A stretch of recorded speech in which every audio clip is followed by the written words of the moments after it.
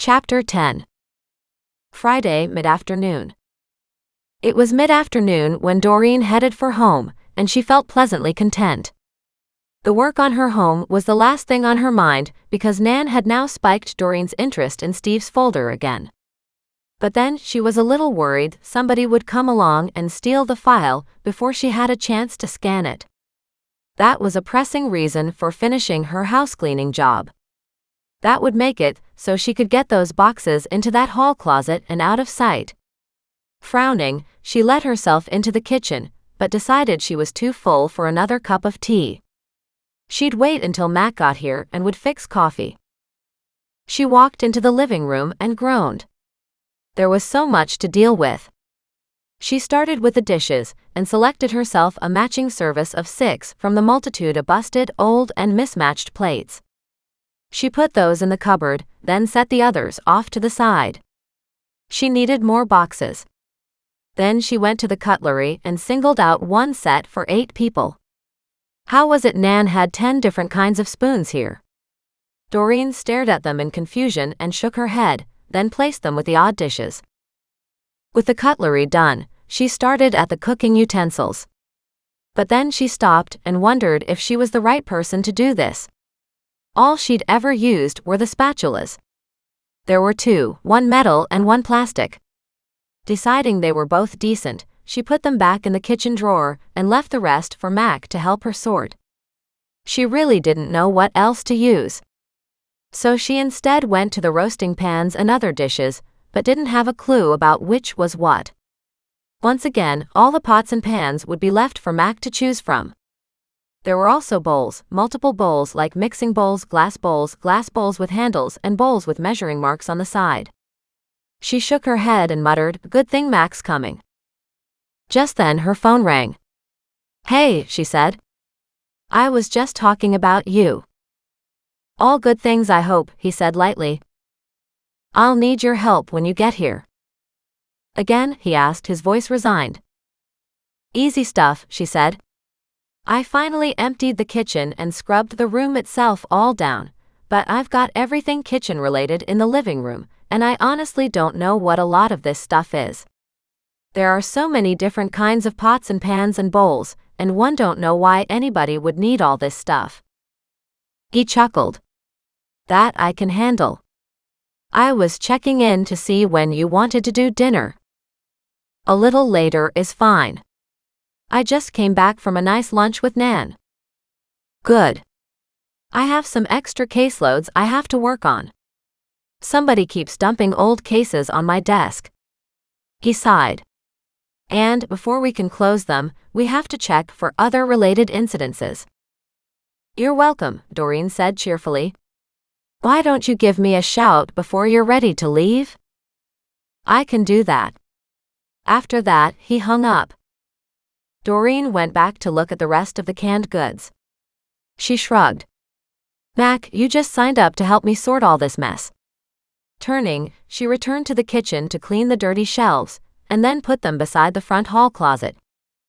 Since that was settled for now, she grinned and went over to Solomon's files. Grabbing Steve's big folder, she went out to the back porch, file in hand, and read. The journalist had worried Steve was money laundering. Doreen didn't understand how that worked because he was a lawyer, but then figured lawyers could be crooked. They probably had accountants in their pocket, anyway. Well, at least her husband had.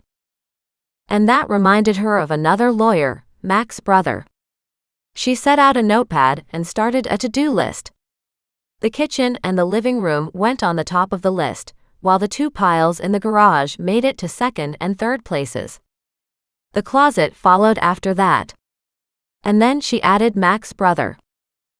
After that, she started a new page and jotted down notes about Steve. The journalist had handwritten notes summarizing Steve's life. It was all there, where and when he had graduated high school, where and when he had gone to college, where and when he'd gone to law school, and when he had passed his bar exam. She was fascinated as she read through it. Everything seemed nice and neat. She couldn't understand why the journalist had been so concerned with Steve. When she got to the part where Steve was somewhere around age 30, she learned he had hooked up with a company called Brownwell.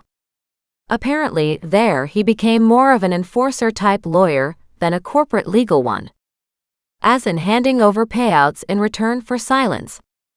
According to Solomon's handwritten notes, Steve paid off people to stop lawsuits. She wondered if that was considered normal legal work, then shrugged. It seemed like the world didn't operate in the same way she expected it to anymore. Either way though, Doreen was happy studying the case files. She didn't have to take much in the way of notes because the journalist had done such a good job. It felt like working with a professional. Not to be caught without it, she got up and scanned in the summary. It would be nice if the journalist had put the files on a disk, but she didn't know if he had been computer-loving enough for that. Or maybe there were disks in the boxes she hadn't checked yet. She went through the Steve folders again, looking at the notes, interviews, and contracts. The contracts should have paid out immense amounts of money, yet somehow they were cut in half at the final payout signatures. She skimmed through the summary pages again. It was a fascinating read. But it wasn't very helpful in terms of understanding if Steve was a crook or not because, as far as she was concerned, all lawyers were crooks. Some of them played just inside the edge of the law. Still, she couldn't take her eyes off the pages. By the time she finished going through the entire stack of files regarding Steve, the afternoon was almost gone, and evening loitered around the corner. Her phone buzzed, and Mac told her that he was on his way to her house and then promptly hung up. She glared at her screen. "I'm pretty sure," she said, "I told you to tell me when you were leaving." But a short browse through her phone proved he had, with a text, and she had missed it.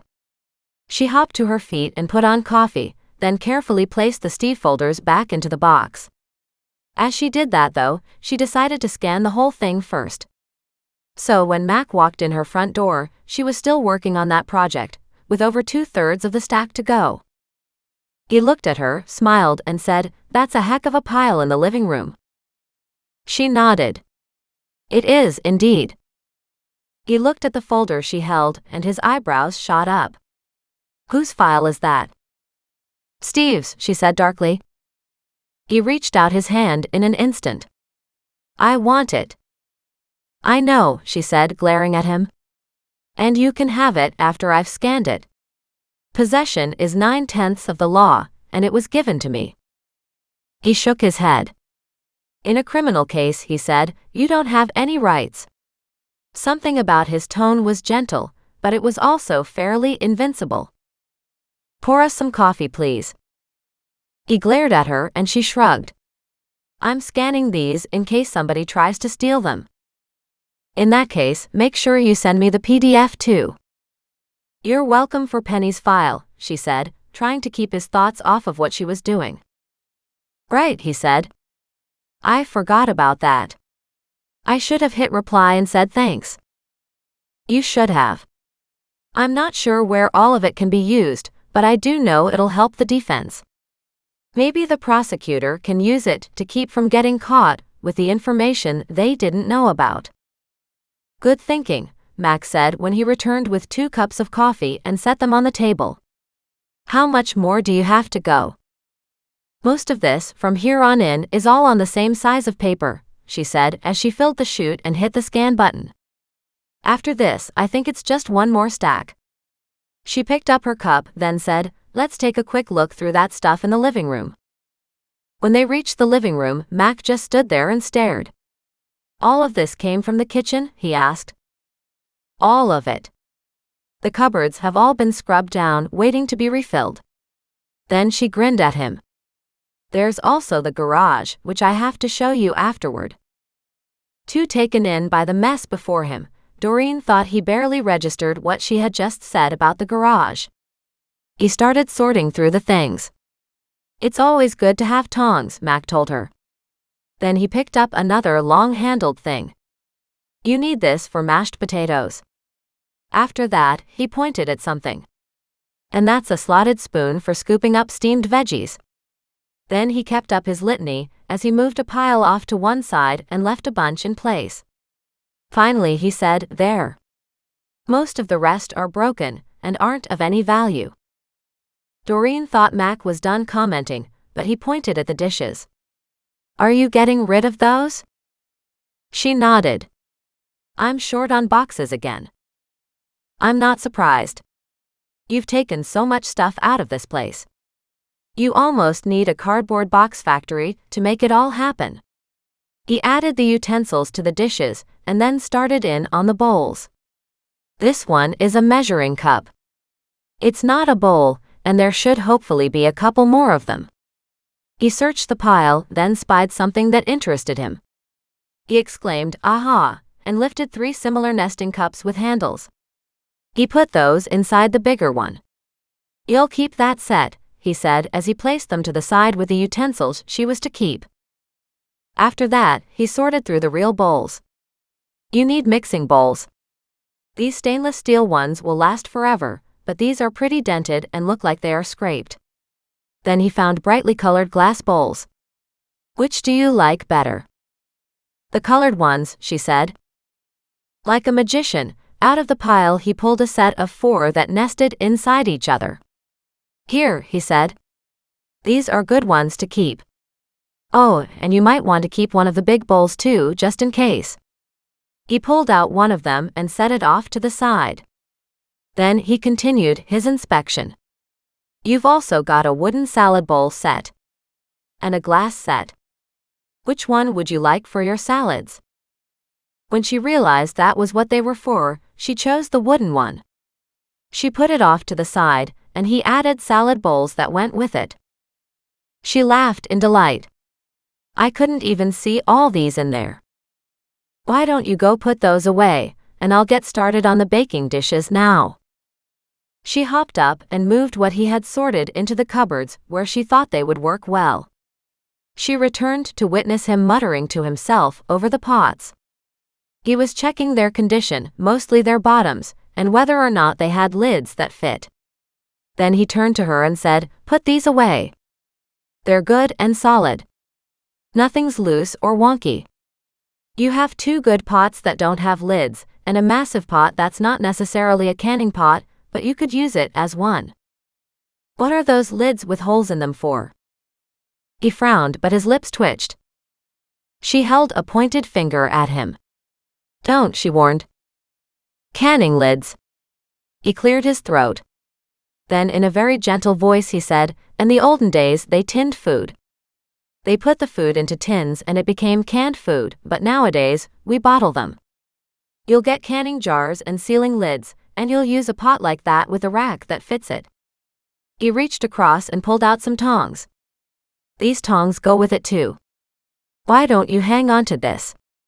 Maybe you'll want to make some canned fruit or fresh fruit purees. Just the thought of that was enough to make her mouth water. She nodded eagerly. He set the canning pot off to the side with all the related pieces that went with it. Then he returned to commenting, saying, Roasting pans.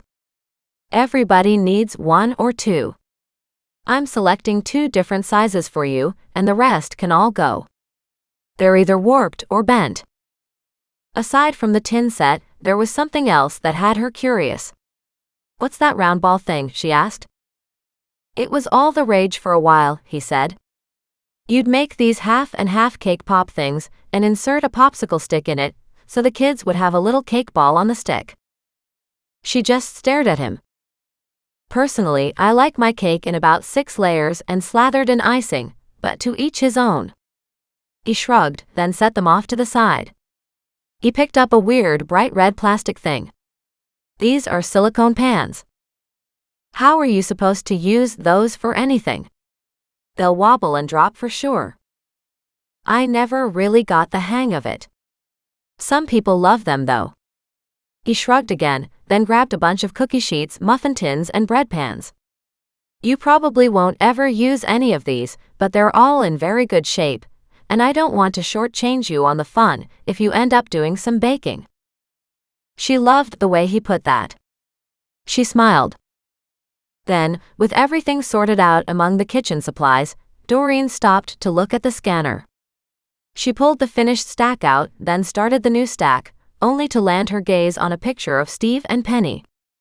The picture just sat on top of the stack of files she was supposed to scan. The two had their arms around each other. Doreen pulled the photo free and turned it over, reading the note on the back. And gasped. "Stay away from Penny, she's my wife, not yours."